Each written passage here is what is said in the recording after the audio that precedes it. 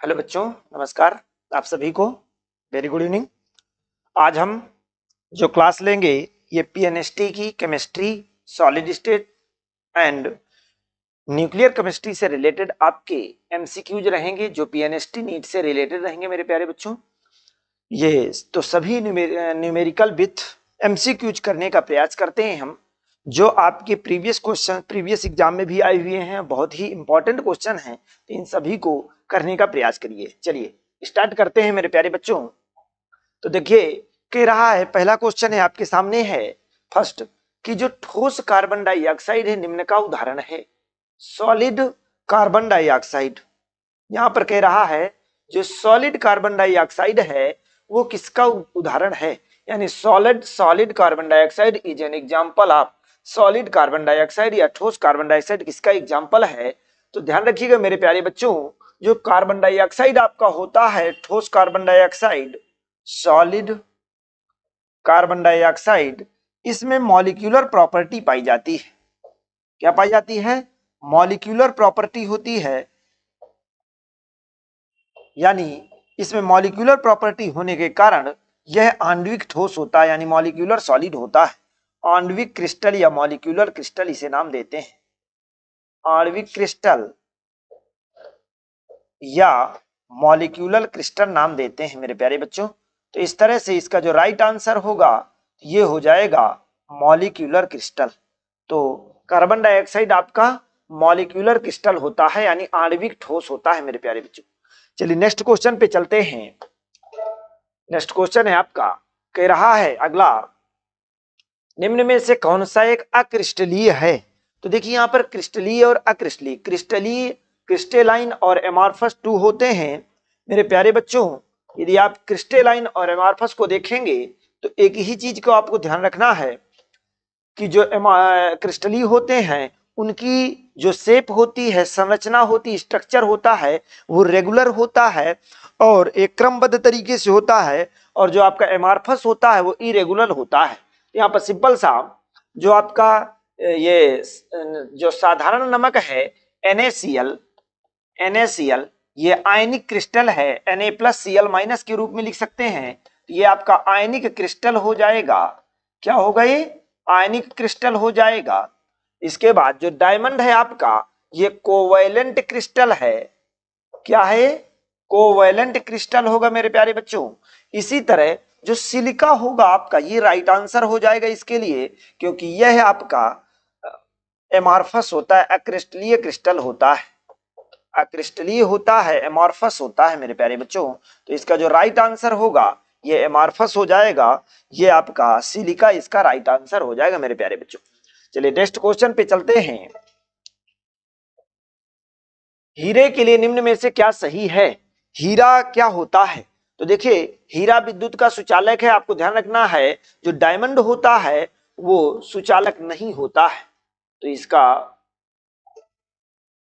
2 second, हाँ, जो आपका डायमंड होता है ये विद्युत का सुचालक नहीं होता है, यानी कंडक्टर की तरह वर्क नहीं करता है। ये सॉफ्ट भी नहीं होता है, ये विद्युत का कुचालक है। हाँ, ये इसका राइट आंसर हो जाएगा कि जो डायमंड होता है, हीरा होता है, ये इंसुलेटर की तरह वर्क करता है, बैड कंडक्टर होता है, यानी इंसुलेटर की तरह वर्क करता है। तो ये आपका जो हीरा होगा ये कुछ विद्युत का कुचालक हो जाएगा। CH तथा O से मिलकर बना है, यहाँ पर ऑक्सीजन नहीं है, इसलिए डायमंड इससे मिलकर नहीं बना होता है ये। तो इसका राइट आंसर जो होगा सी ऑप्शन राइट आंसर हो जाएगा। चलिए नेक्स्ट क्वेश्चन है आपका, कांच एक अतिशीतित द्रव, क्रिस्टलीय ठोस, आयनिक ठोस, द्रव क्रिस्टल। ध्यान रखिएगा मेरे प्यारे बच्चों, ये कांच आपका जो ग्लास होता है ये अतिशीतित द्रव होता है। कांच ग्लास आपका अतिशीतित द्रव होता है मेरे प्यारे बच्चों। जो ग्लास होता है आपका, कांच होता है, ये अतिशीतित द्रव होता है।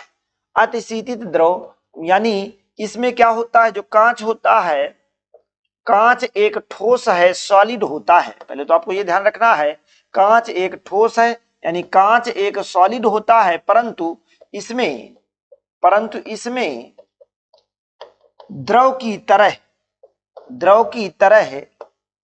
परंतु इसमें द्रव की तरह बहने का गुण पाया जाता है। द्रव की तरह क्या पाया जाता है? बहने का गुण पाया जाता है, जिसके कारण इसे अतिशीतित द्रव कहते हैं। इसे क्या नाम देते हैं? अतिशीतित द्रव कहते हैं मेरे प्यारे बच्चों। तो इसका राइट आंसर अतिशीतित द्रव हो जाएगा। चलिए नेक्स्ट, कौन से ठोस में सबसे दुर्बल अंतर आणविक बल होता है? बहुत अच्छा क्वेश्चन है। कौन से ठोस में, सॉलिड में दुर्बल अंतर आणविक बल होता है? अंतर आणविक बल, तो ध्यान रखिएगा दुर्बल अंतर आणविक बल की बात किया है यहां पर। तो देखिए सबसे पहले दुर्बल और प्रबल की बात कर ली, तो जो आणविक ठोस होते हैं यहां पर याद रखिएगा मेरे प्यारे बच्चों, जो आणविक ठोस होते हैं, मॉलिक्यूलर सॉलिड होते हैं आणविक ठोस, उनमें दुर्बल अंतराण्विक बल पाया जाता है, यानी वीक इंटरमॉलिक्यूलर दुर्बल अंतराण्विक बल पाया जाता है, जिसे हम क्या नाम देंगे? वीक इंटरमॉलिक्यूलर फोर्स पाया जाता है। वीक इंटरमॉलिक्यूलर फोर्स, ये वीक इंटरमॉलिक्यूलर फोर्स पाया जाता है। ध्यान रखिएगा मेरे प्यारे बच्चों, जो आणविक ठोस होते हैं उनमें दुर्बल अंतर आणविक फोर्स बल या वीक इंटरमॉलिक्यूलर फोर्स पाया जाता है। अब यहां पर देखना है कि कौन से आणविक ठोस क्या है।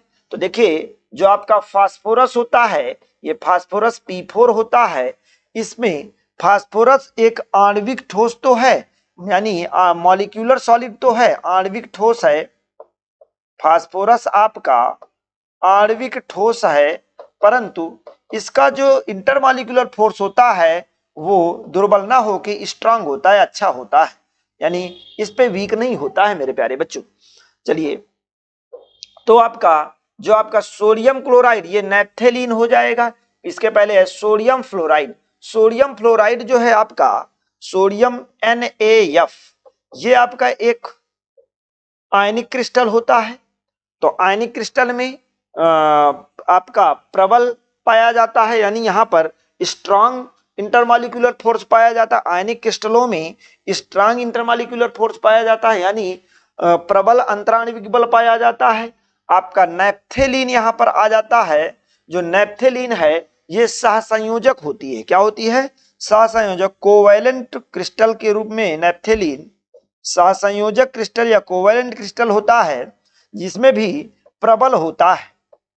तो अब क्वेश्चन ये है कि जो बर्फ बचा हुआ है आपका, यहां पर एक दूसरा ऑप्शन है बर्फ। बर्फ एक आणविक ठोस है, याद रखिएगा मेरे प्यारे बच्चों। यहां पर बर्फ आपका आणविक ठोस है, बर्फ आणविक ठोस है, और बर्फ का इंटरमॉलिक्यूलर फोर्स यानी अंतराण्विक बल बहुत दुर्बल होता है। तो इसका जो राइट आंसर होगा ये बर्फ हो जाएगा, आइस हो जाएगा। तो ए ऑप्शन इसका राइट आंसर होगा मेरे प्यारे बच्चों। चलिए नेक्स्ट क्वेश्चन पे आते हैं। आयोडीन क्रिस्टल को निम्न में से किस समूह में रखते हैं? आयोडीन को, तो देखिए आयोडीन क्रिस्टल है आपका आयोडीन I2। आयोडीन आपका I2 होता है। I2 एक अणु है, इसलिए सिंपल सा इसको जानेंगे कि यह एक आणविक क्रिस्टल होगा। क्या होगा? आणविक क्रिस्टल होगा। तो इसका यदि राइट आंसर की बात करें मॉलिक्यूलर क्रिस्टल, तो इसका राइट आंसर सी नंबर हो जाएगा, आणविक क्रिस्टल होगा। इसके बाद आयनिक क्रिस्टल I और I इनमें आयन नहीं होते, आयन नहीं होते हैं, आयन नहीं होते हैं, इसलिए यह आयनिक नहीं होगा, आयनिक नहीं होगा। इसमें आयन नहीं होते इसलिए यह आयनिक नहीं होगा, तो यह आयनिक तो नहीं होगा। धात्विक क्रिस्टल की बात करें तो आपको पता होना चाहिए आयोडीन एक अधातु है, आयोडीन एक अधातु है, नॉन मेटल है। आयोडीन एक अधातु है, एक नॉन मेटल है आयोडीन, जिसके कारण आयोडीन एक अधातु है यानी एक नॉन मेटल है, जिसके कारण यह धात्विक क्रिस्टल भी नहीं हो सकती, धात्विक क्रिस्टल नहीं हो सकती। आयोडीन एक अधातु है जिसके कारण यह धात्विक नहीं हो सकता। अब बात करें तो सहसंयोजक क्रिस्टल की, कोवैलेंट क्रिस्टल, तो यहां पर आपको पहले ही बता चुका हूं I2 क्या आणविक क्रिस्टल है, कोवैलेंट क्रिस्टल, इसमें दुर्बल वैन डर वाल्स बल पाया जाता है। इसके बीच सहसंयोजक गुण के साथ साथ दुर्बल वैन डर वाल्स बल पाया जाता है। I2 के बीच दुर्बल वैन डर वाल बल पाया जाता है, जिसके कारण यह कोवैलेंट नहीं होता है। तो याद रखिएगा मेरे प्यारे बच्चों, तो यह इस प्रकार से क्या हो जाएगी, आणविक क्रिस्टल होगा। जो I2 होगा ये एक आणविक क्रिस्टल है। चलिए नेक्स्ट, आयनिक क्रिस्टल के लिए कौन सा सही है, आयनिक क्रिस्टल के लिए कौन सा सही नहीं है कह रहा है। तो which is not true for ionic crystal, यानी कह रहा है आयनिक क्रिस्टल के लिए कौन सा सही नहीं है। तो आपको सबसे पहले ये देखना होगा कि आयनिक क्रिस्टल के लिए क्या क्या सही है मेरे प्यारे बच्चों। तो देखिए, ये इनका गलनांक व क्वथनांक उच्च होता है। ध्यान रखिएगा, जो आयनिक क्रिस्टल होते हैं इनका मेल्टिंग पॉइंट व बॉइलिंग पॉइंट हाई होता है मेरे प्यारे बच्चों। इनका मेल्टिंग पॉइंट व बॉइलिंग पॉइंट हाई होता है, ये सही है। सभी विद्युत अपघट्ट होते हैं, ये भी सही है। इसके बाद समरूपता का गुण भी प्रदर्शित करते हैं आयनिक क्रिस्टल, ये भी सही है। जो कि बंध का दिशात्मक गुण प्रदर्शित नहीं होता, यानी बॉन्ड में दिशात्मक गुण डायरेक्शन प्रॉपर्टी शो नहीं होती है, इस कारण से बंध का दिशात्मक गुण प्रदर्शित करते हैं, ये नहीं करते हैं। तो इसका जो राइट आंसर होगा, तो ये इसका डी नंबर राइट आंसर, क्योंकि सही कौन सा सही नहीं है ये आपसे पूछ रहा है, तो डी ऑप्शन इसका राइट हो जाएगा। चलिए नेक्स्ट क्वेश्चन पे चलते हैं। निम्नलिखित में से आणविक क्रिस्टल है, आपसे कह रहा है कि इनमें से कौन सा एक आणविक क्रिस्टल है। तो देखिए, आणविक क्रिस्टल की यदि बात किया तो आपको जानना होगा अदर सभी के बारे में।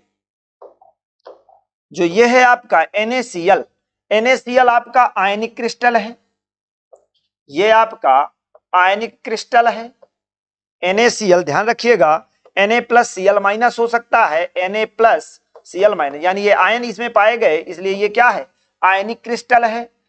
अब इसके बाद ग्रेफाइट आपका और सिलिकॉन कार्बाइड की पहले बात कर लें।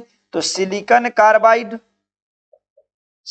कार्बाइड यह आपका कोवैलेंट क्रिस्टल होता है, कोवैलेंट यानी सहसंयोजक क्रिस्टल होता है। ये आपका कोवैलेंट क्रिस्टल हो जाएगा, सहसंयोजक क्रिस्टल हो जाएगा। ग्रेफाइट भी आपका कोवैलेंट क्रिस्टल होता है, याद रखिएगा, कोवैलेंट क्रिस्टल। ग्रेफाइट एक ऐसा नॉन मेटल है मेरे प्यारे बच्चों, ग्रेफाइट एक नॉन मेटल है, कार्बन का एलोट्रॉप भी है। यह एक ऐसा नॉन मेटल है, एक ऐसी अधातु है जो विद्युत की बहुत अच्छी सुचालक होती है, यानी गुड कंडक्टर की तरह वर्क करती है। तो ये ग्रेफाइट आपका गुड कंडक्टर की तरह वर्क करता है। अब आपका बर्फ बचा है, आपसे आणविक क्रिस्टल पूछा है, तो बर्फ एक मॉलिक्यूलर यानी आणविक क्रिस्टल है। मॉलिक्यूलर क्रिस्टल या इसी को कह दें, यह एक आणविक क्रिस्टल है मेरे प्यारे बच्चों। ये क्या होगा, आणविक क्रिस्टल हो जाएगा। बर्फ एक आणविक क्रिस्टल है। तो इस तरह से इसका राइट आंसर डी ऑप्शन इसका राइट आंसर हो जाएगा। चलिए नेक्स्ट क्वेश्चन पे चलते हैं। हाँ, निम्न में से कौन ठोस अवस्था में विद्युत का कुचालक होता है, लेकिन पिघलने पर सुचालक बन जाता है। मेरे प्यारे बच्चों, यदि आप लोग लगातार मेहनत करते हैं और सतत प्रयास के साथ लगातार कंटिन्यूअसली प्रयास करते हैं, तो आपका प्रयास असफल नहीं होगा। यदि आपके माइंड में ये चल रहा हो कि क्या अच्छा है, देखिए दुनिया जिसके पीछे भगती है, ऐसा भी हो सकता है कि दुनिया किसी चीज के पीछे भाग रही हो, परंतु उस पूरे भीड़ में एक ऐसा व्यक्ति हो जो उस चीज को, सामने की चीज को न मान रहा हो, तो हमें उस व्यक्ति की बात को भी मानना पड़ेगा मेरे प्यारे बच्चों। ये हमें मानना जरूरी नहीं है कि हम हमेशा भीड़ के पीछे भागते रहें, क्योंकि भीड़ के पीछे भागना हमारा काम नहीं है। हम भीड़ के पीछे क्यों भागे, हमें जहां पर अच्छाई हो उसको लेकर चलना है मेरे प्यारे दोस्तों। मैं आपको बता दूं, हमारे बहुत सारे बड़े बड़े संस्थान हैं, बहुत सारे बड़ी बड़ी कोचिंग सेंटर हैं, बहुत सारे बहुत बड़े बड़े टीचर हैं जो सब्जेक्ट्स को पढ़ाते हैं। देखिए क्या होता है, मैं आपको एक संस्थान के बारे में बता दूं।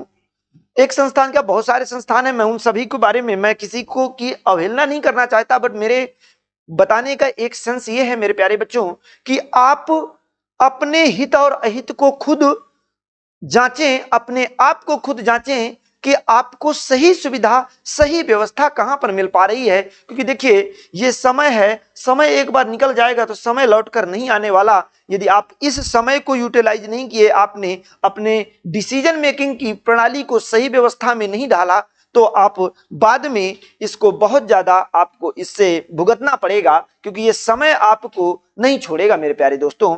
देखिए क्या होता है, आपने जैसे हमारा एक संस्थान है पीडब्ल्यू फिजिक्स वाला के नाम से है। अब फिजिक्स वाला में मैं वहां के आदरणीय सर अलग पांडे सर का बहुत ज्यादा उनको सम्मान करता हूं, और वो मेरे आदरणीय भी रहे हैं और मैं हमेशा उनको फॉलो करता आ रहा हूं, अभी भी उनको फॉलो करता हूं। परंतु मेरे प्यारे दोस्तों देखिए, जो बात सही है उसको कहने से हमें हिचकिचाना नहीं चाहिए। मैं एक उनसे अनुरोध पूर्वक कहूंगा, एक रिक्वेस्टली कहूंगा, यदि मेरी बात उन तक पहुंचेगी तो मैं उन तक एक बात पहुंचाने का, आप सबके लिए एक बात पहुंचाने का प्रयास करूंगा कि यदि वो नीट आईआईटी की क्लासेस वहां चल रही हैं मेरे प्यारे दोस्तों, तो देखिए हमने फिजिक्स वाला जो शब्द है, पीडब्ल्यू जो शब्द है, हमने पहचाना है यदि उस शब्द को, तो हम एक टीचर की व्यवस्था से पहचाने हैं। हम अलग पांडे सर को पहचानते हैं तब हम फिजिक्स वाले को पहचानते हैं, यानी फिजिक्स वाला पीडब्ल्यू को पहचानते हैं ना, अन्यथा हम नहीं जानते पीडब्ल्यू क्या है। हमने उन पर विश्वास किया, उस टीचर पर, उस टीचर के पढ़ाने के सिस्टम पर विश्वास किया, उनके पढ़ाने के व्यक्तित्व पर, वो कैसे पढ़ाते हैं, उनकी व्यवस्था पर हमने विश्वास किया, वो कैसे पढ़ा रहे हैं, उनके पढ़ाने के तरीका कैसा है, इस पर हमने विश्वास किया है, वो क्या पढ़ाते हैं इस पर हमने विश्वास किया है। और हमें नहीं मालूम कि उनकी टीम क्या पढ़ाती है, कैसे पढ़ाती है। और मेरे प्यारे बच्चों, मेरे प्यारे दोस्तों, और मैं सर से भी ये अनुरोध करूंगा, हाथ जोड़ के उनसे विनम्र अनुरोध करूंगा कि यदि उन तक मेरी बात पहुंचती है तो मैं एक ही अनुरोध करूंगा कि सर, बच्चे आप पर विश्वास करके आप तक आ रहे हैं, बच्चे केवल आप पर विश्वास किए हैं तब फिजिक्स वाले को जानते हैं, अन्यथा फिजिक्स वाला क्या है हम कोई नहीं जानते। मैं भी आपका एक स्टूडेंट की तरह ही ये देखूं तो मैं भी स्टूडेंट ही हूं, और मैं आप पर विश्वास कर रहा हूं तब मैं आप तक आऊंगा, फिजिक्स वाले तक आऊंगा, अन्यथा मुझे आपकी टीम से कोई मतलब नहीं है। सर यदि आपके पास समय नहीं है, यदि आपके पास समय नहीं है सर, तो मैं आपसे एक अनुरोध करूंगा कि आप 1-2 क्लास लेने का प्रयास करिए, केवल 1-2 क्लास तो लेते रहिए। यदि आप पूर्णतया छोड़ देंगे तो फिजिक्स वाला नाम तो आपने बना दिया, परंतु हम तो आपके विश्वास पर टिके हुए हैं, हम आपके गुरुत्व की महिमा को समझते हैं कि आपके अंदर गुरु की क्या महिमा है, गुरु की क्या प्रणाली है, आपके अंदर का पढ़ाने का जो तरीका है, हम उस पर विश्वास करके, ये दुनिया जब आपके पीछे आई है तो आपको दुनिया के साथ खड़ा होना होगा। मेरे आदरणीय सर, मैं आपसे विनम्र अनुरोध करूंगा कि इसके लिए आपको 1 क्लास, 2 क्लास, जो भी आपके पास समय है तो हमें देने का प्रयास करें, हमारे बच्चों को देने का प्रयास करें। यदि बच्चे आपके साथ जुड़ने का प्रयास कर रहे हैं तो, परंतु जहां तक हमें जानकारी मिल रही है कि सर ने फिजिक्स वाला तो बन गया, फिजिक्स वाला तो आ गया, और अलग पांडे सर कहाँ है पता ही नहीं है। अलग पांडे सर तो अब इस समय केवल मोबाइल में दिखाई देते हैं, वो कहीं घूम रहे हैं, कहाँ पर क्या चीजें एक्टिविटी कर रहे हैं ये सब दिखाई देती हैं, पढ़ाने का तो दिखाई नहीं देता। सर कहाँ पढ़ाते हैं, कहाँ पर पढ़ाते हैं, कहाँ चले गए सर? सर हम आपको खोजने के लिए, आपके लिए, आपके साथ जुड़ने के लिए हम फिजिक्स वाले, आपके लिए हम फिजिक्स वाला टीम से जुड़े हैं, यानी फिजिक्स वाले ऐप में आए हैं। हमें पढ़ना है, हम पढ़ने के लिए आए हैं सर। तो हम चाहते हैं कि आपका मार्गदर्शन हमें मिले, हम आपके, क्योंकि आप पर विश्वास है हमें, हम आपके विश्वास पर यदि फिजिक्स वाला बनाए, हम फिजिक्स वाले को नहीं जानते, आपको भी मालूम है कि आपने फिजिक्स वाला बनाया है और आप ही नहीं रहेंगे तो फिजिक्स वाले का मतलब क्या है मेरे, और यही बच्चों की मांग है सर। तो मैं आपसे विनम्र अनुरोध है मेरा कि यदि आप 1-2 क्लास ले सकें तो आप लेने का प्रयास करिएगा, हम सबका मार्गदर्शन करिएगा। हम सब चाहते हैं कि आपके मार्गदर्शन पर आगे बढ़ते रहें। इसी के साथ मैं आगे अपनी क्लास को कंटिन्यू करता हूं। तो चलिए, क्लास है हमारी, निम्न में से कौन ठोस अवस्था में विद्युत का कुचालक होता है लेकिन पिघलने पर सुचालक बन जाता है? तो देखिए क्या होता है, बहुत सारी जगहों पर ऐसा ही है। यदि सिस्टम को एक बार बना दिया गया, सिस्टम को तो एक बार बना देते हैं और सिस्टम को बनाने के बाद खुद अपनी कंपनी को चलाने में लग जाते हैं, और फिर उस सिस्टम में हम आप पर, तो मेरे प्यारे दोस्तों, यदि आपने जिस पर विश्वास किया यदि वो आपके सामने नहीं है, वो आपके लिए नहीं है, तो आप कतई वहां जाने का प्रयास न करिएगा। क्योंकि क्या आपने विश्वास जिस पर, क्योंकि फिजिक्स वाला PW नाम पर यदि आप जा रहे हैं, नाम पर, तो किसके लिए जा रहे हैं आप? जिस टीचर ने आपको, क्या वो टीचर पढ़ा रहे हैं? नहीं पढ़ा रहे, तो फिर फिजिक्स वाला किस मतलब का, नाम किस मतलब का? हाँ, ये जरूर है यदि उनका मार्गदर्शन थोड़ा बहुत भी मिलता रहे तो वो संस्थान और वो व्यवस्था आपके लिए सुदृढ़ है, सुगम है, व्यवस्थित है मेरे प्यारे दोस्तों। तो चलिए, सुचालक बन जाता है। निम्न में से कौन ठोस अवस्था में विद्युत का कुचालक होता है लेकिन पिघलने पर सुचालक बन जाता है? तो देखिए मेरे प्यारे दोस्तों, ध्यान रखिएगा, जो आयनिक क्रिस्टल होते हैं, जो आयनिक क्रिस्टल होते हैं, ये क्या होते हैं? सॉलिड स्टेट में यानी ठोस अवस्था में इंसुलेटर की तरह वर्क करते हैं, यानी कुचालक की तरह वर्क करते हैं, परंतु मेल्टिंग या गलित अवस्था में, मेल्टेड या गलित अवस्था में, मेल्टेड या गलित अवस्था में या पिघलने पर यह सुचालक यानी कंडक्टर की तरह वर्क करने लगते हैं मेरे प्यारे दोस्तों। ये किसकी तरह है? कंडक्टर की तरह वर्क करने लगते हैं। तो इस तरह से अब आपको देखना है कि इसमें आयनिक क्रिस्टल क्या है। तो देखिए, सोडियम एक एटम है, ये तो आंसर नहीं है। बर्फ आपको पता है मॉलिक्यूलर क्रिस्टल है, आणविक ठोस है। हीरा आपको पता है डायमंड कोवैलेंट क्रिस्टल है। और ये पोटेशियम क्लोराइड पर आ जाते हैं, तो पोटेशियम क्लोराइड का फार्मूला होता है KCl, और इस पर K+ आयन Cl- आयन होता है। इसका मतलब ये आयनिक क्रिस्टल है। क्या है? आयनिक क्रिस्टल है मेरे प्यारे दोस्तों। तो आपको याद रखना है कि इसका जो राइट आंसर होगा, इसका राइट आंसर पोटेशियम क्लोराइड हो जाएगा। चलिए नेक्स्ट पे चलते हैं। नेक्स्ट क्वेश्चन है आपका, विभिन्न क्रिस्टल तंत्रों से कुल कितने त्रिविम जालक प्राप्त होते हैं? त्रिविम या ब्रेविस जालक आपके 14 विभिन्न क्रिस्टल तंत्रों से कुल कितने त्रिविम जालक, तो आपको याद कर लेना है, इसमें 14 क्रिस्टल तंत्र या क्रिस्टल जालक या त्रिविम जालक प्राप्त होते हैं। नेक्स्ट है, काय केंद्रित घनी जालक में काय केंद्र पर स्थित परमाणु एकाकी से समान रूप से साझित होते हैं? एक परमाणु। केंद्र पर कितने परमाणु? एक परमाणु साझित होते हैं मेरे प्यारे दोस्तों। तो याद रखिएगा, मैं आपको पीछे भी बताया चुका हूं कि सेंटर पर एक परमाणु होता है। तो यहां पर D नंबर इसका राइट आंसर हो जाएगा। सोडियम क्लोराइड के एकाकी सेल में कितने अणु होते हैं? सोडियम क्लोराइड के एकाकी सेल में 4 इलेक्ट्रॉन होते हैं। सीजियम क्लोराइड आता है तो उसका 6 होता है मेरे प्यारे दोस्तों, याद रखिएगा इसको।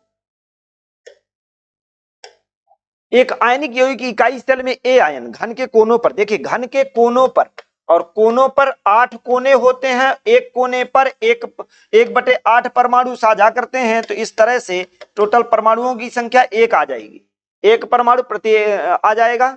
इस तरह से B आयन घन के काय केंद्र पर उपस्थित है, और केंद्र पर आपको पता है एक ही परमाणु उपस्थित होता है।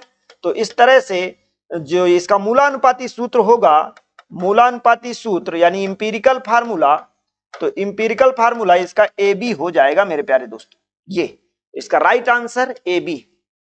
नेक्स्ट है आपका,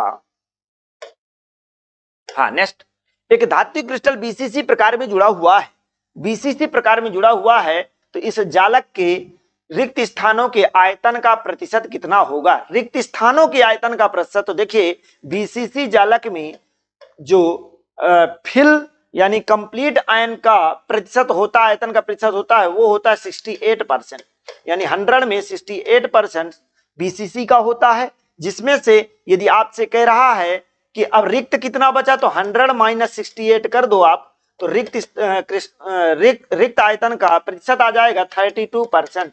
तो इसका जो राइट आंसर होगा 32% आ जाएगा मेरे प्यारे दोस्तों। चलिए नेक्स्ट पे चलते हैं।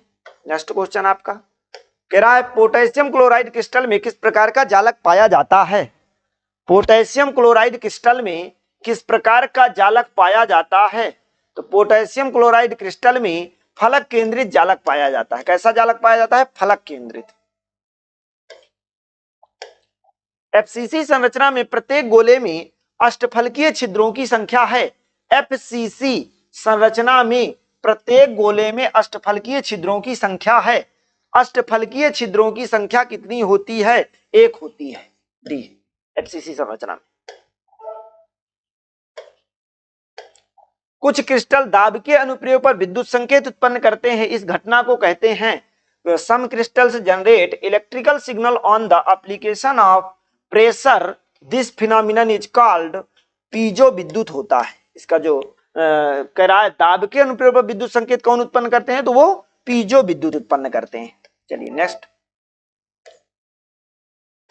अब आ जाते हैं दोष पे। तो देखिए ध्यान रखिएगा मेरे प्यारे दोस्तों, कह रहा है निम्न में से किस त्रुटि के कारण क्रिस्टल का घनत्व कम हो जाता है। तो देखिए त्रुटियां आपको एक हो जाएगी शॉर्टकी त्रुटि, और एक होता है फ्रैंकल त्रुटि। याद रखिएगा इसको अच्छे ढंग से मेरे प्यारे बच्चों। यदि शॉर्टकी त्रुटि यहां पर होती है, वहां पर धन आयन और ऋण आयन समान संख्या में अपना स्थान छोड़कर बाहर चले जाते हैं। क्या होता है, धन आयन और ऋण आयन समान संख्या में स्थान छोड़कर बाहर चले जाते हैं। तो ये क्या करते हैं, समान संख्या में धन आयन और ऋण आयन स्थान छोड़कर बाहर चले जाते हैं। फ्रैंकल त्रुटि जो होती है, इसमें धन आयन अपना स्थान छोड़ देता है, धन आयन अपना स्थान छोड़कर किसी उसी क्रिस्टल में, उसी लैटिस में किसी इंटरस्टेशियल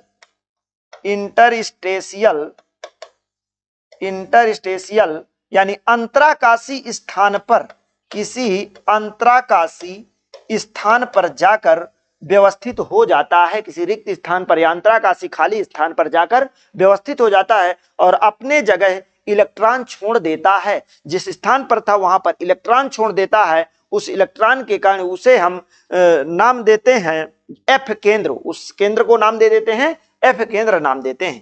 तो इस तरह से ये आपको तो ध्यान रखिएगा किस त्रुटि के कारण क्रिस्टल का घनत्व। देखिए तो जैसे क्रिस्टलों में जितने पहले क्रिस्टल हैं, यदि उनमें से स्थान छोड़कर कोई बाहर चला जाएगा तो उससे क्या होगा, डेंसिटी कम होगी। और शॉर्टकी में क्या होता है, बाहर चले जाते हैं, इस कारण से शॉर्टकी त्रुटि में डेंसिटी कम होती। किस त्रुटि में डेंसिटी कम होती है, शॉर्टकी त्रुटि में डेंसिटी कम हो जाती है।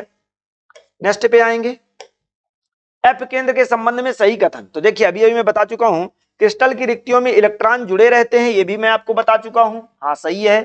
एफ केंद्र क्रिस्टल को रंगीन आभा प्रदान करता है, ये भी रंगीन करता है, यानी जो क्रिस्टल कलर्ड हो जाते हैं तो उनको कलर्ड करने का काम एफ केंद्र के कारण क्रिस्टल की विद्युत चालकता बढ़ जाती है, ये भी सही है। तो इसका राइट आंसर जो होगा, उपरोक्त सभी आंसर राइट हो जाएगा। चलिए नेक्स्ट, सामान्यतः ठोस क्षारीय धातु हैलाइडों के रंगीन दिखने का क्या कारण है। अभी आपने देखा एफ केंद्र के कारण ही क्या होते हैं, क्रिस्टल रंगीन हो जाते हैं। तो जो क्षारीय धातु हैलाइड हैं उनके रंगीन दिखने का कारण एफ केंद्र होता है। नेक्स्ट है आपका फ्रैंकल त्रुटि का कारण क्या है। फ्रैंकल त्रुटि में क्या होता है, एक पॉजिटिव आयन अपना स्थान छोड़कर किसी इंटरस्टेशियल स्थान पर चला जाता है, अंतराकाशी स्थान पर चला जाता है और अपने जगह पर इलेक्ट्रॉन छोड़ देता है। तो देखिए यहां पर है वन आयन, ये तो होगा नहीं। An outer positive ion occupies an interstitial, ये भी नहीं होगा। An external negative ion occupies an interstitial site of the lattice, ये भी नहीं होगा। आप देखिए यहां पर ये है आपका पॉजिटिव आयन, एक positive ion is a lattice site is displaced from its normal lattice site to an interstitial site. तो क्या करता है, ये पॉजिटिव आयन अपना स्थान छोड़कर किसी इंटरस्टेशियल साइट पर चला जाता है। तो इसका डी ऑप्शन राइट आंसर हो जाएगा। चलिए नेक्स्ट है आपका, हाँ नेक्स्ट क्वेश्चन, क्रिस्टलों में शॉर्टकी दोष तब पाया गया जब, क्रिस्टल का घनत्व बढ़ जाए। तो देखिए सात्विक शॉर्टकी दोष में क्रिस्टल का घनत्व कम हो जाता है। जालक से धनायन ऋणायन की अलग अलग संख्याएं लुप्त होती है, अलग अलग समान संख्या में लुप्त होते हैं। एक आयन अपनी समान अवस्था को छोड़कर अंतराकाशी, ये तो फ्रैंकल है। जालक से समान संख्या में धनायन ऋणायन लुप्त होते हैं। तो डी ऑप्शन इसका राइट आंसर हो जाएगा मेरे प्यारे दोस्तों। चलिए नेक्स्ट, निम्न में से कौन सा क्रिस्टल फ्रैंकल दोष प्रदर्शित नहीं करता है, कह रहा है इनमें से कौन सा क्रिस्टल है जो फ्रैंकल दोष प्रदर्शित नहीं करता है। तो देखिए एजीबीआर, एजीसीएल, जेडएनएस। एजीबीआर ध्यान रखिएगा, दोनों क्रिस्टल शॉर्टकी और फ्रैंकल दोनों प्रदर्शित करता है। ये तीनों आपके फ्रैंकल दोष प्रदर्शित करते हैं। केबीआर पोटेशियम ब्रोमाइड जो है ये फ्रैंकल दोष प्रदर्शित नहीं करता है, फ्रैंकल इफेक्ट प्रदर्शित नहीं करता है, फ्रैंकल इफेक्ट प्रदर्शित नहीं करता है। चलिए नेक्स्ट है आपका, गामा किरणें हैं अब यहाँ पर गामा किरणों की बात कर रहा है, तो ध्यान रखिएगा गामा किरणें जो होती हैं वो उच्च ऊर्जा वाली, हाई एनर्जी वाली विद्युत चुंबकीय तरंगे होती हैं। याद रखिएगा ये हाई एनर्जी वाली, उच्च एनर्जी वाली, उच्च ऊर्जा वाली विद्युत चुंबकीय तरंगे होती हैं मेरे प्यारे दोस्तों। तो इसका जो राइट आंसर होगा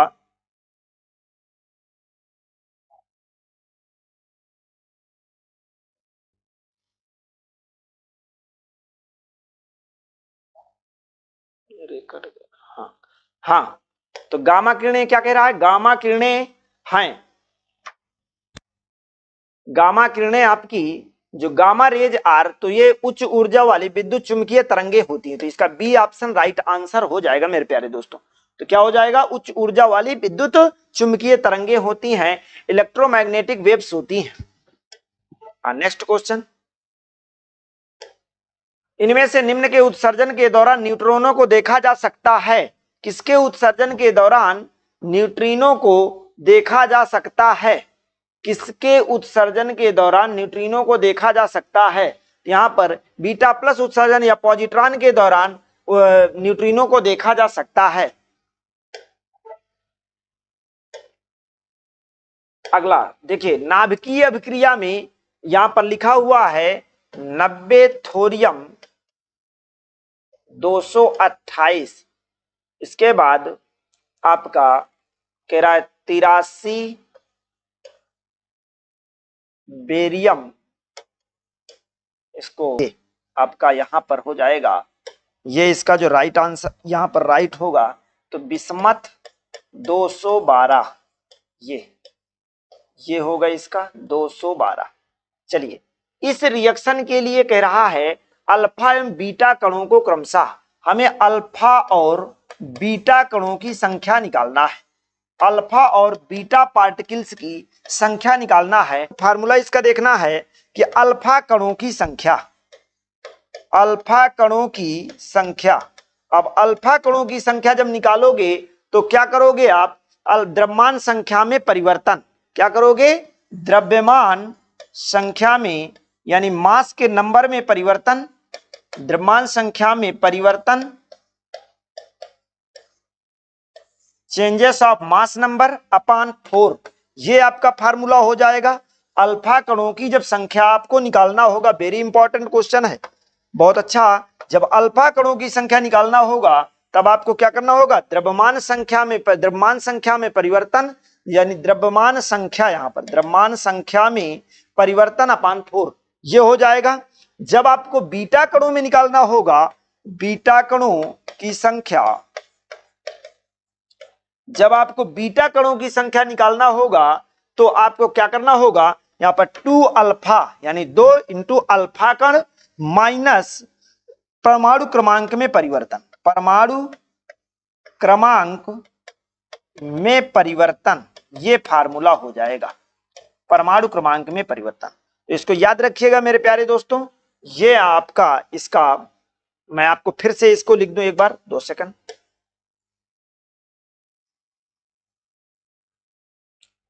सही से इसको कर लीजिए, हाँ इसको सही से करने का प्रयास करिए। देखिए सबसे पहले आपको रिएक्शन लिखनी है, 90 थोरियम 228 83 बिस्मथ 212, ये है आपका।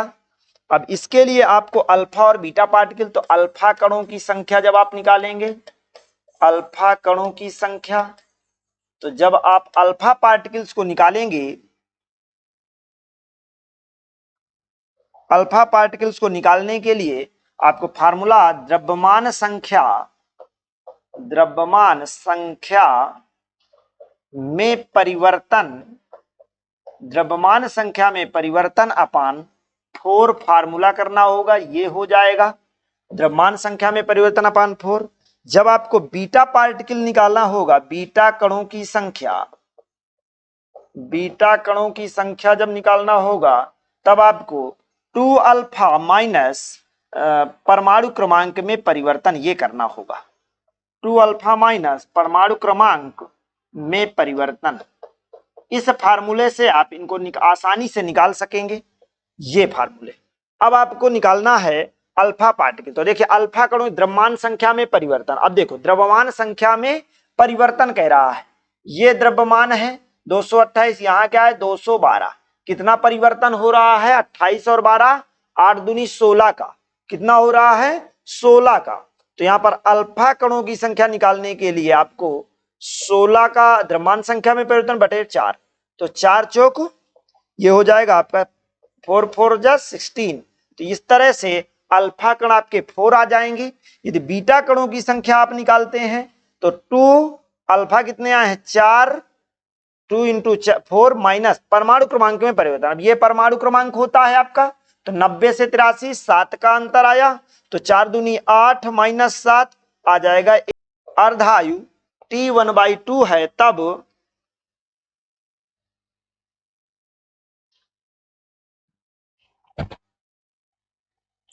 तब रेडियो एक्टिव पदार्थ की से होगा इसका अल्फा 4 बीटा 1, तो अल्फा और बीटा, तो इस तरह से इसका राइट आंसर ए ऑप्शन इसका राइट हो जाएगा मेरे प्यारे दोस्तों।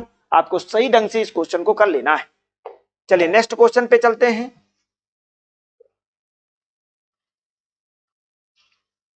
हाँ देखिए कह रहा है एक रेडियो एक्टिव तत्व का अर्ध आयुकाल 1 दिन है, तो 3 दिन बाद तत्व की मात्रा शेष बचेगी।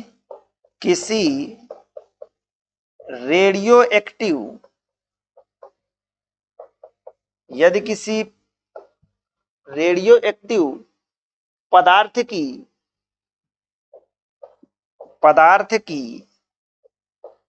प्रारंभिक मात्रा, यदि किसी रेडियो एक्टिव पदार्थ की प्रारंभिक मात्रा n0 तथा अर्ध आयु T1/2 है, तब इस मात्रा रेडियो एक्टिव पदार्थ की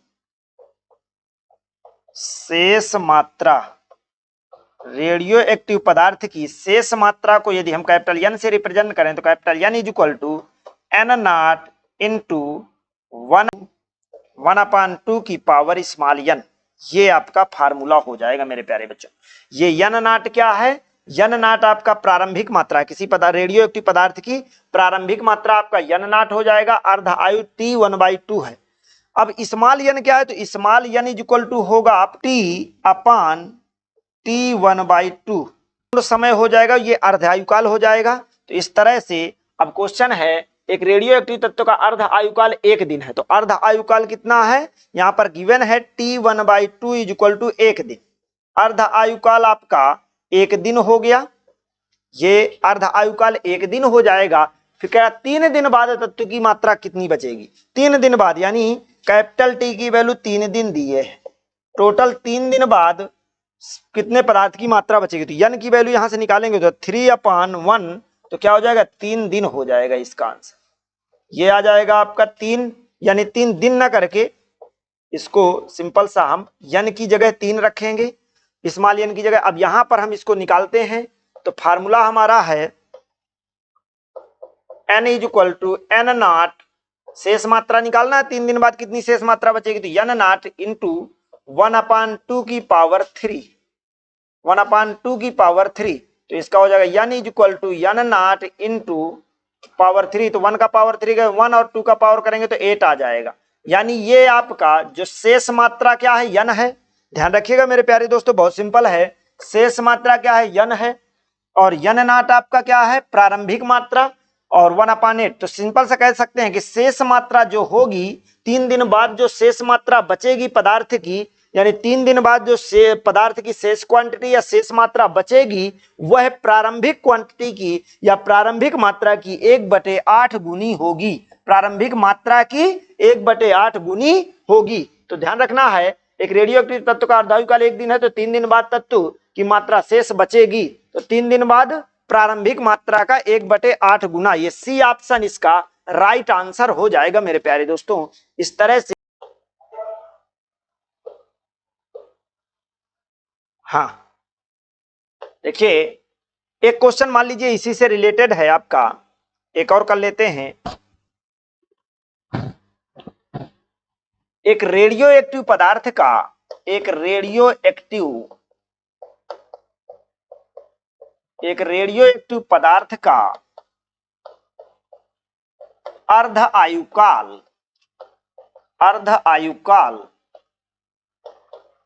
4 दिन है, तो 2 दिन बाद 2 दिन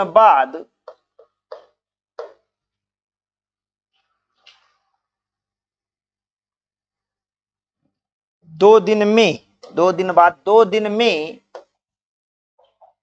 विघटित पदार्थ की